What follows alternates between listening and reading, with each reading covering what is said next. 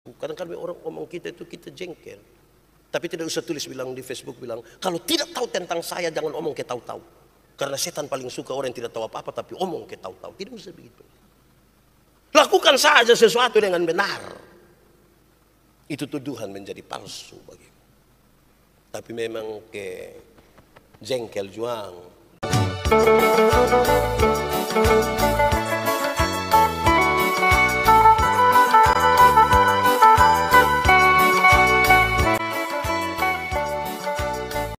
Mari berdoa. Ya Tuhan Allah, kami akan membaca dan merenungkan firman-Mu.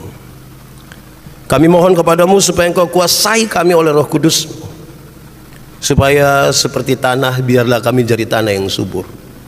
Ketika benih firman-Mu ditaburkan, biarlah akan bertumbuh dan berbuah di dalam hidup kami. Kami sangat menyadari keterbatasan kami sebagai manusia. Sekalipun berulang-ulang firman-Mu diberitakan, tapi kami kadang-kadang tidak paham, atau kalau kami paham sekalipun, kami jarang untuk melakukannya dengan baik. Kami menyadari bahwa hanya Tuhanlah yang mampu menolong kami untuk melakukan itu semua. Karena itu kami buka hati kami kepadamu, Tuhan, tolong kami. Jauhkanlah penggoda pencobaan dan biarlah di dalam damai-Mu kami belajar firman Tuhan. Terima kasih banyak Tuhan. Kami rindu pada firman-Mu. Berfirmanlah bagi kami Tuhan, di dalam nama Yesus, firman yang hidup itu kami berdoa. Amin. Bapak Ibu saudara-saudara yang dikasihi di dalam Tuhan Yesus, di kesempatan hari Minggu tanggal 20 Agustus 2023, GEMIT menetapkan bulan Agustus sebagai bulan kebangsaan. Dan karena itu sepanjang bulan Agustus kita belajar hal-hal yang berkaitan dengan nilai-nilai kebangsaan. Dan untuk hari ini tema kita adalah hidup sebagai hamba Allah. Hidup sebagai hamba Allah. Pembacaannya terambil dari surat pertama Petrus pasal 2 ayat 11 sampai ayat yang ke-17. Pertama Petrus pasal 2 ayat 11 sampai ayat yang ke-17. Sejemput jemaat Tuhan berdiri. Peringatan untuk hidup sebagai hamba Allah. Saudara-saudaraku yang kekasih, aku menasihati kamu supaya sebagai pendatang dan perantau kamu menjauhkan diri dari keinginan daging yang berjuang melawan jiwa. Milikilah cara hidup yang baik di tengah-tengah bangsa-bangsa bukan Yahudi, supaya apabila mereka memfitnah kamu sebagai orang durjana, mereka dapat melihatnya dari perbuatan-perbuatanmu yang baik dan memuliakan Allah pada hari Ia melawat mereka. Tunduklah karena Allah kepada semua lembaga manusia, baik kepada raja sebagai pemegang kekuasaan yang tertinggi, maupun kepada wali-wali yang diutusnya untuk menghukum orang-orang yang berbuat jahat dan menghormati orang-orang yang berbuat baik. Sebab inilah kehendak Allah, yaitu supaya dengan berbuat baik kamu membungkamkan kepicikan orang-orang yang bodoh. Hiduplah sebagai orang merdeka dan bukan seperti mereka yang menyalahgunakan kemerdekaan itu untuk menyelubungi kejahatan-kejahatan mereka, tetapi hiduplah sebagai hamba Allah. Hormatilah semua orang, kasihilah saudara-saudaramu, takutlah akan Allah, hormatilah raja. Demikian firman Tuhan. Berbahagia setiap orang yang mendengar firman, memelihara dan melakukan dalam hidup setiap hari. Haleluya. Haleluya, haleluya, haleluya. Mari silakan duduk semuanya. Bapak Ibu saudara-saudara, shalom. Aduh, kuat sedikit. Shalom. Selamat pagi. Ada sukacita. Puji Tuhan. Memang kita ada masalah, tapi tetap mesti bersukacita. Karena sukacita itu adalah sikap kita terhadap keadaan, baik itu baik keadaannya maupun tidak baik keadaannya.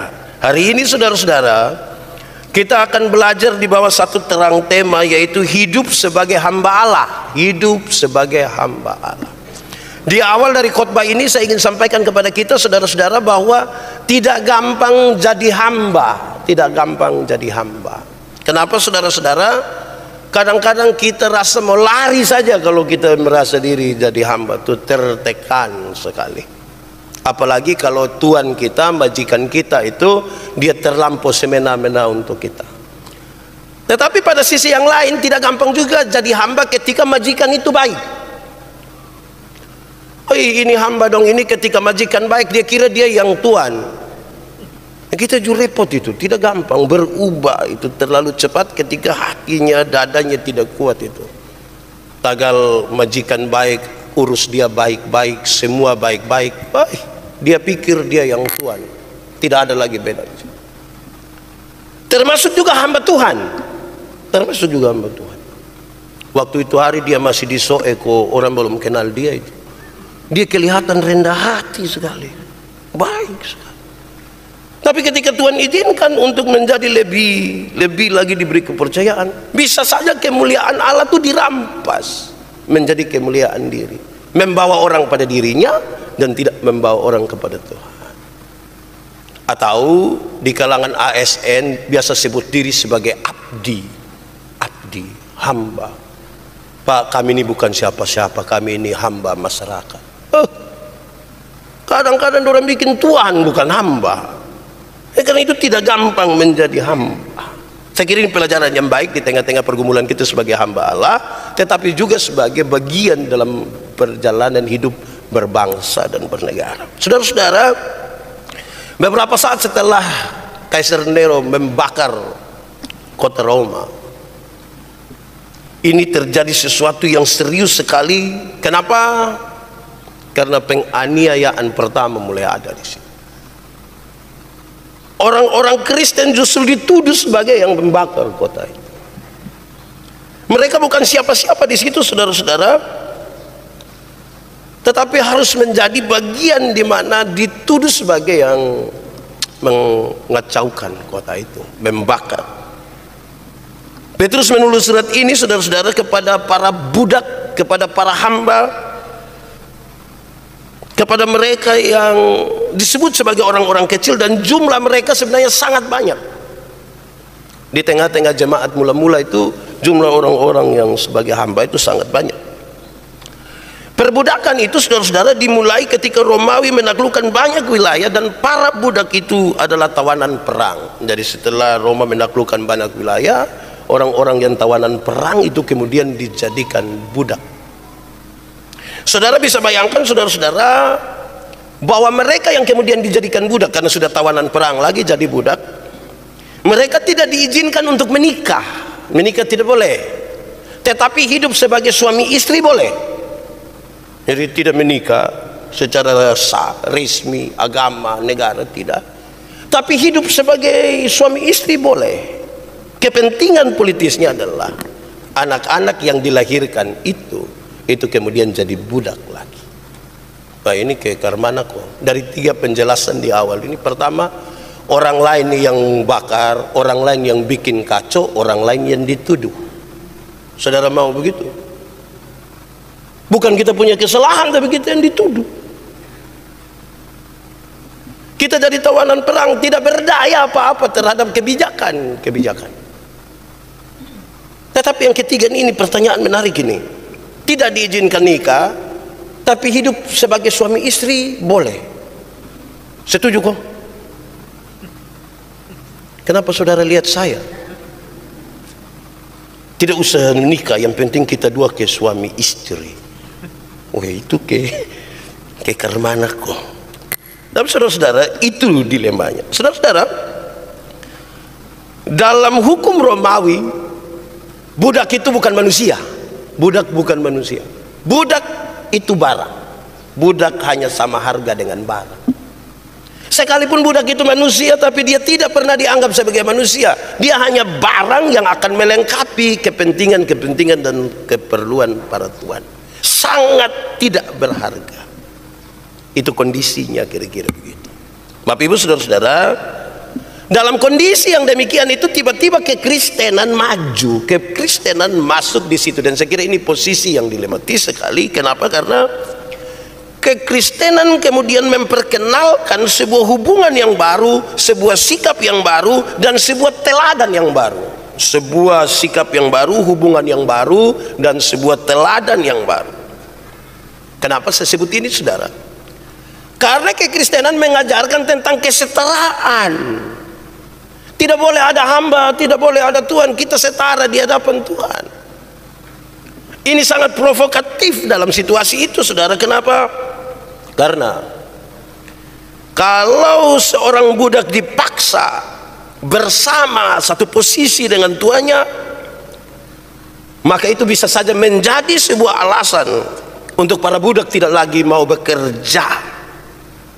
Mereka tidak mau bekerja dengan baik. Kok sama, kita sudah setara. Rupa-rupanya, saudara, bahwa martabat baru yang ditawarkan oleh kekristenan sebagai sahabat dan bukan budak atau tuan, martabat baru ini diangkat dari barang tadi menjadi manusia. Itu membuat banyak sekali budak memberontak waktu itu. Jadi sangat dilematis.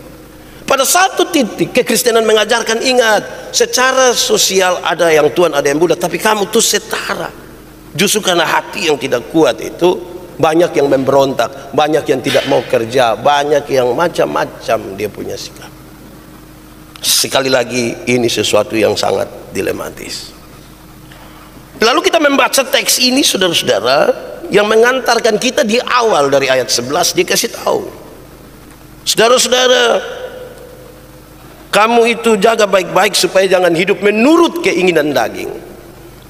Saya mengajak kita untuk melihat keinginan-keinginan daging yang melawan jiwa itu, seperti yang digambarkan oleh Rasul Paulus dalam Galatia pasal 5 ayat 19 sampai 21. Saya baca saja beberapa bagian ini yang disebut sebagai keinginan daging. Percabulan, kecemaran, hawa nafsu, penyembahan berhala, sihir, perseteruan, perselisihan, iri hati, amarah, kepentingan diri sendiri, percideraan, roh pemecah, kedengkian, kemabukan, pesta pora. Ini yang digambarkan sebagai keinginan-keinginan daging. Pembacaan tadi kasih ingat, kamu tidak boleh seperti itu. Engkau harus menahan dirimu terhadap hal-hal itu. Engkau tidak boleh diperbudak oleh hal-hal itu. Kenapa? Dia jelaskan, kenapa engkau tidak boleh melakukan hal itu? Karena kamu adalah pendatang. Kalau kamu adalah perantau, pengertian yang dimaksudkan dalam teks itu sangat berkaitan. Perantau atau pendatang adalah orang yang menetap sementara di satu tempat dan tempat tinggalnya sesungguhnya bukan di situ, tapi ada di tempat lain. Penjelasannya hanya begitu. Tapi dia punya nuansa yang lebih kuat karena punya kaitan dengan perjanjian lama, di mana pengembaraan bangsa Israel di padang gurun, mereka berkemah dari satu tempat ke satu tempat yang lain. Tempat tinggal mereka bukan di situ, mereka menuju ke Kanaan. Karena itu kamu harus menahan dirimu dari hal-hal itu supaya kamu bisa masuk sampai ke tanah Kanaan. Ini nasihat yang penting bagi mereka. Karena saudara-saudara, kejahatan yang biasa terekspos itu lebih banyak disoroti adalah yang terjadi di kelas menengah ke atas. Yang di kelas ekonomi itu orang seringkali tidak terlalu taruh perhatian, tapi di situ terjadi itu hal yang sangat banyak. Yang tadi berkaitan dengan keinginan-keinginan daging itu, kalau terjadi di kelas menengah ke atas gampang disoroti, semua media kasih tahu. Tapi yang terjadi di kelas ekonomi itu, terlalu banyak. Tapi siapa peduli? Orang juga tidak peduli dengan itu. Karena itu nasihat ini ditujukan kepada mereka yang petik tadi disebutkan sebagai mereka yang ada di kelas ekonomi. Menahan dirimu terhadap hal itu. Tidak boleh. Kedua, saudara-saudara, kenapa harus tahan diri di situ? Gereja mula-mula hidup di bawah tekanan dan tuduhan-tuduhan. Jemaat-jemaat orang-orang kecil ini hidup di bawah tekanan dan tuduhan-tuduhan. Dan satu-satunya cara untuk membuat tuduhan itu menjadi tidak terbukti adalah kamu harus melakukan yang benar. Supaya tuduhan-tuduhan itu tidak terbukti atasmu, engkau harus melakukan yang benar. Dorang tuduh apa? Bukan sekadar soal bakar kota Roma, tapi tuduhan-tuduhan ini serius. Orang Kristen dituduh hidup dengan tidak bermoral. Karena itu engkau harus menunjukkan bahwa kehidupanmu bermoral. Orang Kristen dituduh melakukan hubungan seks antara sesama saudara, kakak adik, orang tua anak, apalagi ipar-ipar. Kamu harus menunjukkan hidup yang benar supaya tuduhan itu tidak terbukti atasmu. Mereka dituduh merusak perdagangan dengan diakonia. Ini orang dah merusak ini perdagangan ini. Orang cari uang melu suruh kau bagi-bagi karena kasih. Mereka dituduh merusak hubungan kekeluargaan. Mereka dituduh menghasut budak untuk melawan tuannya, membenci sesamanya, dan tidak setia kepada kaisar. Ini tuduhan-tuduhan serius yang diberikan kepada jemaat mula-mula, para budak, orang-orang kecil waktu itu. Karena itu nasihat ini penting. Kamu tidak boleh hidup menurut hawa nafsu, tidak boleh hidup menurut apa yang menjadi tuntutan kedagingan orang yang tidak mengenal Tuhan Allah. Tunjukkanlah. Pasti refleksinya ringan. Kalau saudara dituduh hari ini melakukan sesuatu, ya lakukan saja yang benar. Tidak usah berbantah-bantah, tidak usah bikin apa kok klarifikasi di Facebook. Kadang-kadang orang ngomong kita itu kita jengkel. Tapi tidak usah tulis bilang di Facebook, bilang kalau tidak tahu tentang saya jangan omong ke tahu-tahu. Karena setan paling suka orang yang tidak tahu apa-apa tapi omong ke tahu-tahu. Tidak usah begitu. Lakukan saja sesuatu dengan benar. Itu tuduhan menjadi palsu bagimu. Tapi memang ke jengkel juang. Kita suami istri ini, kalau tiba-tiba istri kita datang tidak mau makan karena badan kurang enak, terus istri bilang, "Pak, siap tuh makan." Tadi ke mana kok perut? Tadi makan deh siapa? Di mana? Bikin apa? Itu istri saya om begitu tuh, kita mau cek ke dia. Apalagi kalau orang lain. Tapi ya ini harus berjuang melawan itu. Saudara pernah dituduh kok tidak? Pernah kok? Tetangga tuduh saudara pernah. Ini ayam nih hilang nih pasti gara-gara Pak Menobe ini. Itu rasa tidak ya. Tapi ya, nah baik saudara-saudara. Lalu kemudian pembacaan itu, pembacaan yang tadi kita baca mengarahkan kita kepada 3 tanggung jawab dulu. Walaupun itu orang-orang kecil, mereka para budak, tapi mereka harus bertanggung jawab paling tidak untuk 3 hal ini. 1, mereka harus bertanggung jawab sebagai orang, tanggung jawab mereka sebagai warga negara.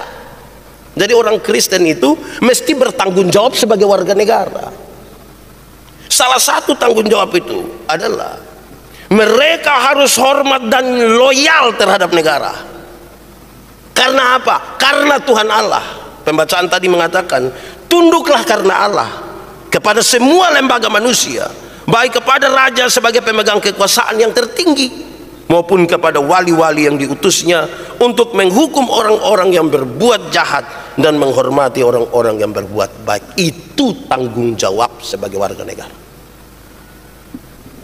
Tunduk kepada lembaga-lembaga pemerintah. Saya kira jelas sebenarnya tidak ada pemerintahan yang tidak berasal dari Tuhan. Tapi sekarang sikap kita menjadi penting. Dalam nasihat Rasul Paulus kepada Timotius, dia bilang, berdoalah bagi para pemimpin. Itu bagian dari tanda hormat. Kenapa? Mungkin ini pemimpin ini baik-baik saja, tapi setelah dia ada di puncak, dia sudah di bupati, ke wali kota, ke gubernur, ke presiden, ya, dia dikelilingi oleh banyak sekali kepentingan. Kepentingan dari keluarga, tim sukses, ring 1, ring 2, ring 3. Saudara di kampung-kampung kepentingan di sini. Jadi tempat di mana dia duduk itu jadi licin sekali. Berdoalah supaya dia jangan tergelincir di tempat yang licin itu. Kenapa? Karena dia akan mengambil kebijakan bagi semua orang termasuk kita. Dan itu berdoalah bagi mereka. tunduklah kepada mereka. Itu nasihat pertama. Kewajiban orang Kristen sebagai warga negara adalah tunduk kepada lembaga-lembaga pemerintah, kepada raja, kepada para wali yang ditugaskan untuk 1, 2, 3, 4, 5 dan seterusnya. Kedua, tanggung jawab orang Kristen sebagai orang yang merdeka. Jadi tanggung jawab sebagai warga negara sudah, tetapi tanggung jawab orang Kristen sebagai orang yang merdeka. Karena kita bicara dalam konteks bulan kebangsaan, maka saya ingin menegaskan kepada kita dua hal. Kita merdeka karena kita sudah ditebus oleh Tuhan.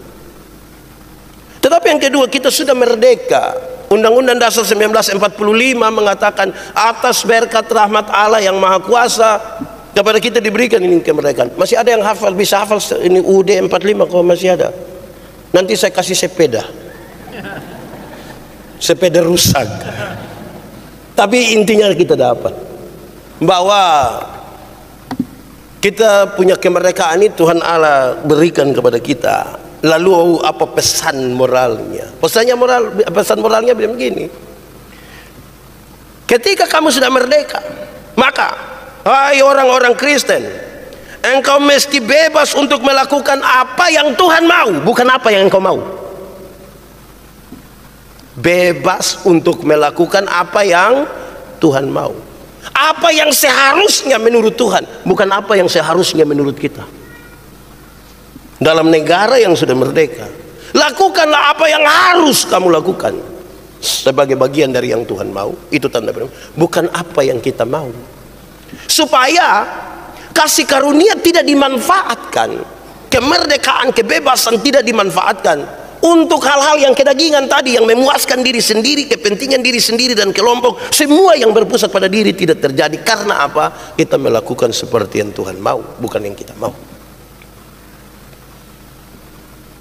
Kadang-kadang karena orang tidak tahu tentang kekristenan, saya punya channel itu ada yang komen begini, lah tidak usah berbuat dosa saja, Tuhan itu kan maha pengampun, buat dosa saja, kampun Tuhan kan pengampun. Saya bilang memang orang kalau tidak mengerti ini begini, tapi saya juga tidak balas dia.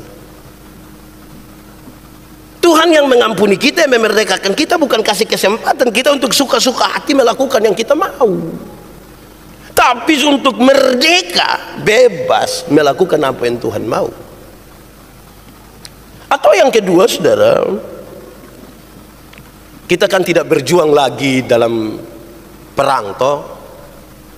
Kita tidak lagi perang lawan Belanda, ko Jepang, ko mana. Biasanya orang bilang kita mengisi kemerdekaan, mengisi kemerdekaan.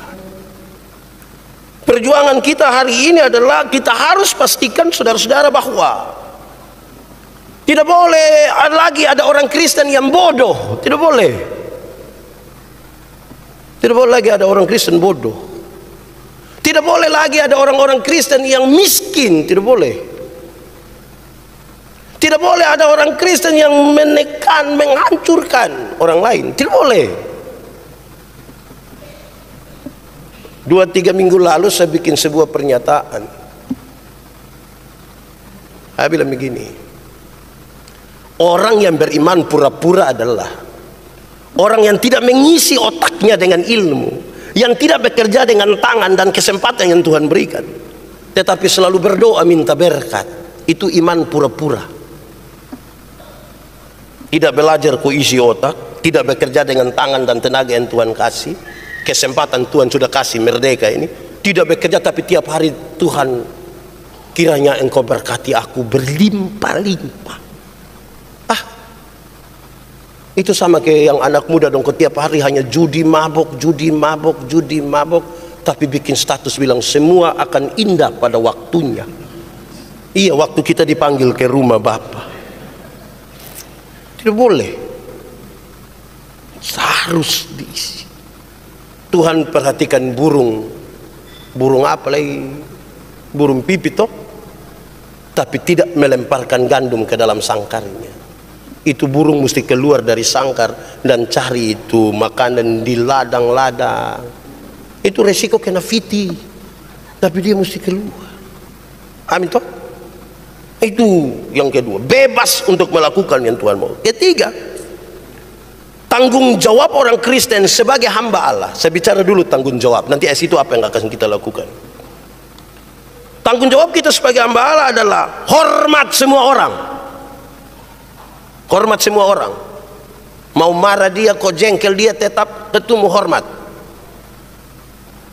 Kita nih yang kadang-kadang mau dihormati duluan. Salah kok kalau misalnya kita tegur orang duluan, itu salah kok. Ketemu orang satu, shalom. Jadi sebentar pulang dari sini, saudara makan di sebelah itu, dekat pintu. Supaya satu masuk bilang shalom. Terus domba korek bilang, tahu dia kenapa? Tapi yang penting saudara tegur dulu. Ini suami istri itu tidak bertegur sapa, ipar-ipar juga tidak bertegur sapa. Hei, belajar tegur orang. Bangun pagi-pagi, lihat suami, lihat istri, tegur dia. Shalom papa, karena tidur tadi malam, kas habis berapa pohon. Tegur dia. Tegur juga anak-anak, orang tua juga tegur juga. Begitu toh. Jangan pusing. Kita ini kadang-kadang bangun bukan dengan hati dan muka yang berseri-seri. Bangun dan bangun langsung pikir, tahu ini petugas koperasi datang jam berapa. Lupa tahan itu. Datang bertegur dia, kau jangan datang-datang di sini. Harus tegurlah. Kita pun tidak baik satu ini saudara-saudara. Kadang-kadang kita yang rasa agak sedikit lebih tua, lebih kakak, lebih maju, lebih apa, kita rindu kita ditegur duluan. Jangan, ini nasihat baik nih, rendahkan diri. Saya sebentar turun ini, saya tegur semua orang nanti. Supaya khotbah ini betul-betul jalan. Ada orang yang marah-marah dari saya, dong ketemu saya tuh agak aneh. Karena dorang ketemu pas kita jalan dari sana, dia dari sini, dia langsung saya, oh iya nanti. Saya tunggu dia baru saya bilang, woi shalom. Tidak apa-apa, kasih tahu saja. Tegur itu baik. Hormat semua orang. Kedua, kasihilah saudara-saudara. Semua orang dihormati, kasihilah saudara-saudara. Nah ini dibedakan Saudara-saudara itu orang-orang dekat kita butuh mengasihi. Orang lain juga kita kasih, tapi ini mau jelaskan dia pembeda. Saya pernah bilang pada saudara tentang perempuan itu kan, saya bilang begini. Saya diajar untuk saya ini hormati semua perempuan. Begitu toh? Tapi memperlakukan istri berbeda dengan semua perempuan. Betul toh? Jangan perlakukan semua perempuan sama. Hormat semua orang secara sama, memperlakukannya dengan berbeda sesuai dengan dia pun status. Supaya jangan sampai bilang, tadi kan Pak Pendeta suruh kita kasih semua. Jangan. Ketiga, takutlah akan Allah. Takutlah akan Allah. Takut akan Allah bukan supaya lari jauh dari Allah, tetapi supaya orang mengikuti perintah-perintahnya. Dan yang terakhir, hormatilah raja. Hormatilah raja ini sangat berkaitan bilang begini, kalau yang kelihatan saja kita tidak bisa hormati, kita tidak bisa hargai, bagaimana kita hormat Tuhan yang tidak kelihatan? Yang di depan mata saja kita tidak sanggup hormat, tidak. Kira-kira pembacaan itu mengatakan demikian. Mari kita lihat tema kita, saudara-saudara. Tema kita hari ini adalah hidup sebagai hamba Allah. Hidup sebagai hamba Allah. Saudara-saudara, hamba selalu dikaitkan dengan dua hal. Yang pertama, secara sekuler, hamba berarti budak belian. Hamba berarti pembantu, hamba berarti abdi. Secara sekuler. Tapi yang kedua, secara rohani, hamba berarti pelayan Allah. Secara sekuler dia budak belian. Tetapi secara rohani hamba adalah pelayan Allah. Apa sesungguhnya yang dimaksudkan di sini? Pelayan Allah yang dimaksudkan adalah kata hamba itu dipakai untuk merendahkan diri di hadapan tuannya. Hamba itu dipakai untuk merendahkan diri di hadapan tuannya. Dalam hidup keagamaan Israel, saudara-saudara, kata hamba dipakai untuk menunjukkan kerendahan diri seseorang di hadapan Allah. Dia berhadapan dengan Tuhan Allah, dia harus tahu diri, dia mesti rendah, betul-betul rendah. Tidak boleh begitu. Hamba. Kedua, saudara-saudara, kata hamba itu berarti mengabdikan diri, menyerahkan diri sepenuhnya hidupnya, karena dia sudah ditebus oleh Allah. Maka hamba hanya akan melakukan pekerjaan yang diperintahkan oleh tuannya sebagai wujud dari tanggung jawab. Itu hamba. Sebagai orang yang sudah ditebus, dia mengabdikan diri sepenuhnya, dan dia hanya akan melakukan pekerjaan yang diperintahkan oleh tuannya sebagai wujud dari sebuah tanggung jawab. Nah, saudara-saudara, mari kita lihat sekarang hamba Allah itu. Karena itu hamba Allah itu adalah orang yang dipanggil oleh Allah, dikuduskan dan diberi hak mewarisi sorga. Itu hamba Allah. Orang yang Tuhan panggil, bukan kita yang pilih Tuhan, Tuhan yang panggil kita. Kepada kita Tuhan kuduskan kita dan berikan kepada kita hak istimewa untuk mewarisi surga. Kedua, hamba Allah itu adalah orang yang diutus oleh Allah ke dalam dunia.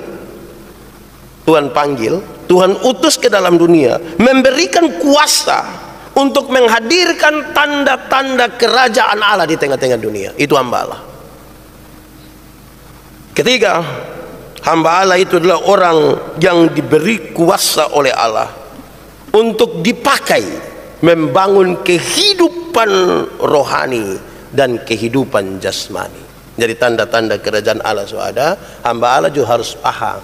Ini Tuhan panggil dia, diberi kuasa lagi untuk membangun kehidupan jasmani dan kehidupan rohani. Nah, ini kita sampai di bagian terakhir. Karena itu, seorang hamba Allah mestinya punya sikap. Ada berapa kok di sini? Saudara ikut saya. Tidak lama. Satu, seorang hamba itu punya sikap taat kepada tuannya. Taat kepada tuannya. Sedekat apapun tuannya dengan hamba, kita tahu diri kita hamba, taat. Tidak usah tipu-tipu kita pun tuan dong. Tidak usah omong-omong dia di belakang, omong di dia pemuka, berani. Kadang-kadang ini anak dong ini, saya bilang, saya lihat satu dua kita putukang dong ini. Kalau dong kerja habis kau dong pulang itu aman. Tapi kalau dong kerja habis kau dong cuci habis kaki tangan, dong duduk kau lihat-lihat kita begini. Sedikit lah nenek sumati di kampung. Sedikit lah dong datang ke stadion ini ada berdapat berita nenek ada mati. Jadi panjar karena nenek mau pi berapa hari? 2 hari. Iya, itu 2 minggu itu. 2 hari Senin yang dia maksud. Uang panjar su habis baru dia datang. Tanda berkastawi jalan putus di Takari. Nanti 2 bulan kemudian dia kerja-kerja izin lagi. Mau pi mana lagi? Nenek ada mati. Lu pun nenek berapa? Kalau tiap bulan nenek mati, lama-lama orang lain pun nenek lu pinjam jadi nenek. Ini nenek semua di dunia mati gara-gara yang kau pun tipu-tipu ini. Jadi tolong taat kepada Tuhan. Amin kok. Kasih tahu dia baik-baik. Kalau memang tidak semua Tuhan benar. Ini khotbah bukan untuk Tuhan. Ini kan temanya tentang hamba toh. Jadi dengar yang kita hamba-hamba ini. Salah kasih tahu. Dia omong salah, Tuhan usah tepuk tangan kalau dia omong salah toh. Kenapa lu tidak tepuk tangan? Kok bapak salah nah? Nanti tepuk tangan bapak pembodoh. Dia tidak mau. Yang benar itu yang kasih tahu. Hamba pun sikap juga. Karena itu yang kita lakukan adalah sesuatu yang Tuhan perintahkan, dia yang menebus kita.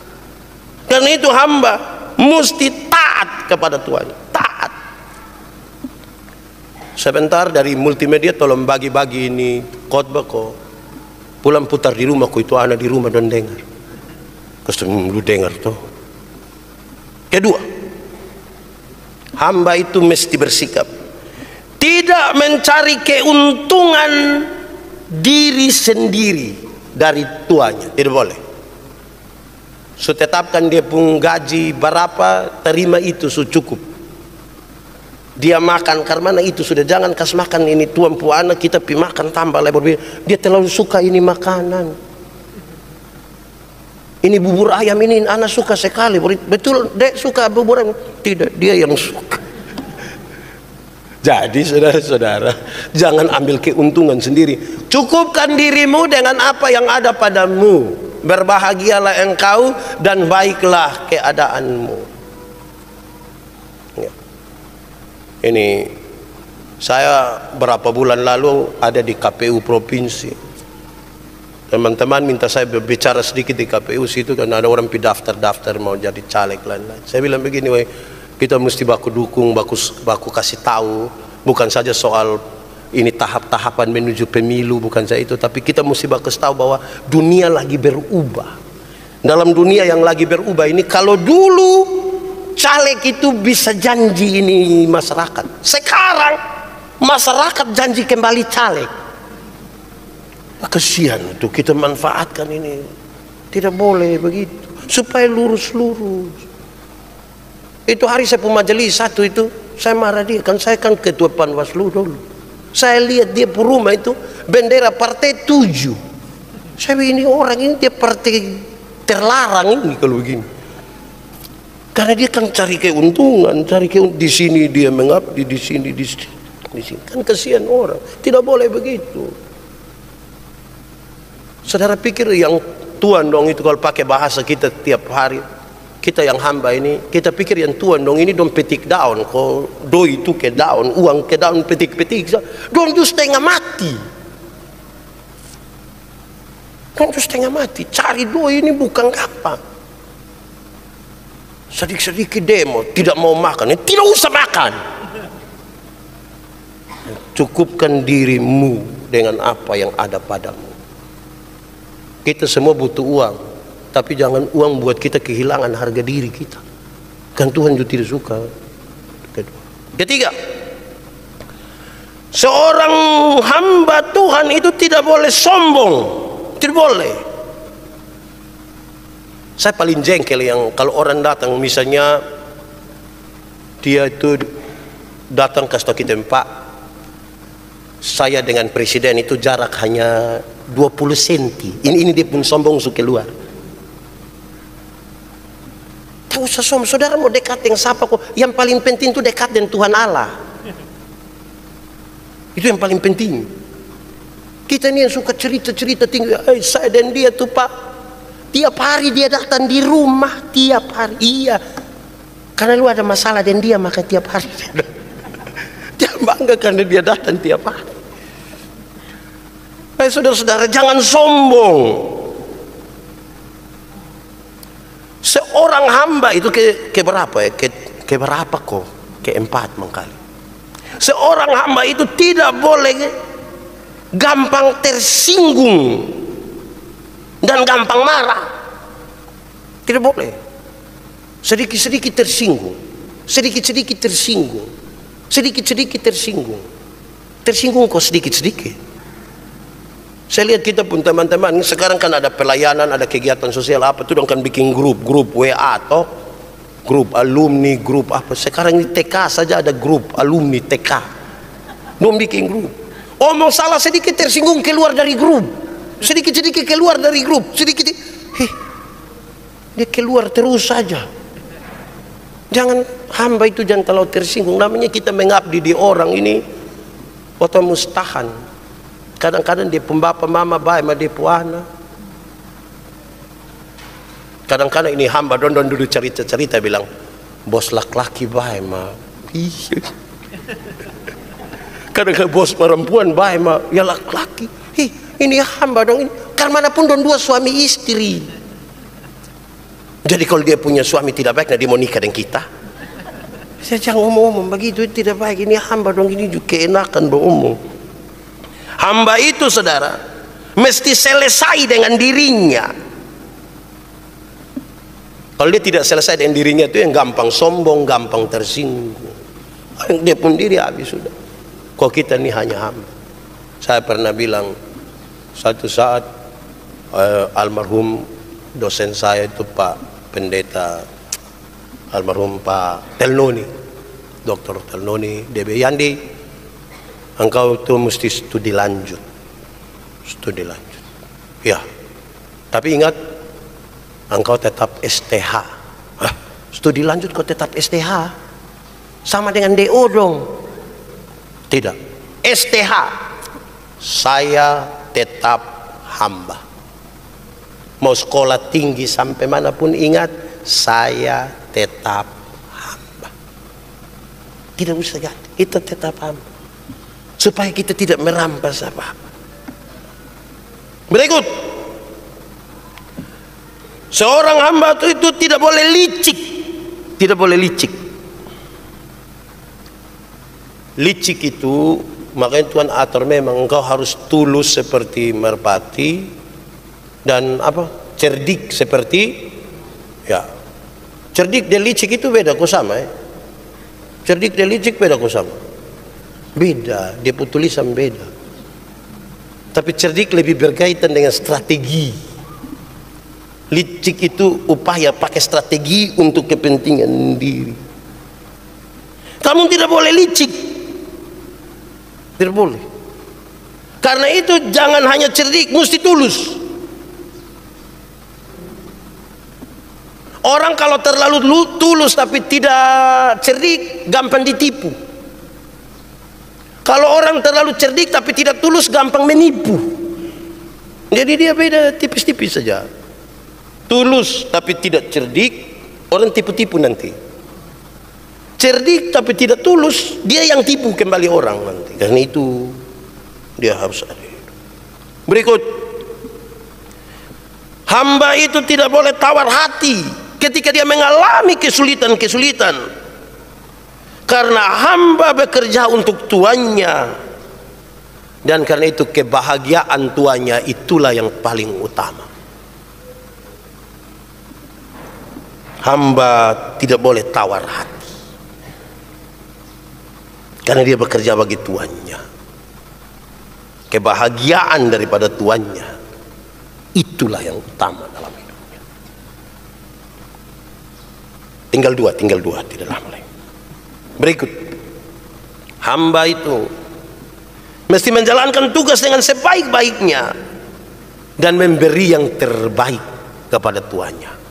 Hamba mesti begitu, berikan yang terbaik, tidak asal-asalan. Dan yang terakhir, saudara, hamba itu tidak boleh suka menuntut. Tidak hanya menuntut saja. Tidak boleh menuntut untuk diperlakukan lebih dari hamba yang lain. Tidak boleh meminta penghargaan yang lebih dari orang lain tentang apa yang dia kerjakan. Tidak boleh. Kalau kita bicara dalam dua konteks, sebagai hamba Allah, tidak usah diminta diperlakukan lebih. Saudara boleh saja mengatakan, saya paling manja di hadapan Tuhan, tapi saudara tidak boleh minta untuk diperlakukan lebih dari orang lain. Toh Tuhan sayang kita semua juga. Dalam kaitan dengan hamba kita di tengah-tengah dunia, kita bekerja pada orang lain, mengabdi kepada orang lain, jangan terlalu menuntut untuk diberi penghargaan. Kerjakan saja. Biarlah penghargaan itu datang sebagai apresiasi yang betul-betul muncul dari niat daripada tuannya, bukan karena itu. Ya itulah bagi seorang hamba Allah yang ada di tengah-tengah dunia,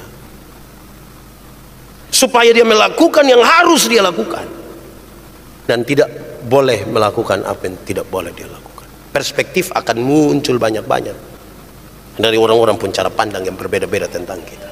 Tetapi lakukanlah seperti untuk Tuhan dan bukan untuk manusia. Tuhan memberkati kita. Amin. Mari kita berdoa. Ya Tuhan Allah, kami bersyukur untuk firman-Mu.